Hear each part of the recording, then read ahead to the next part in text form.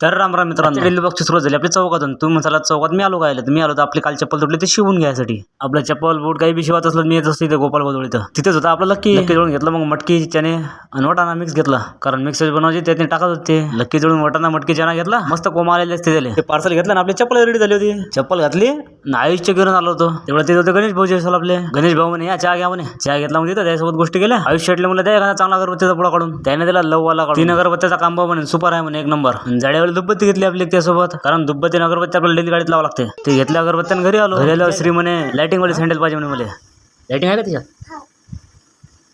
कशी चमकते? आपण चार चॅनल टू लाइटिंगचे. चार कधी घालशील तू? 5 एक नवीन काढतो मी.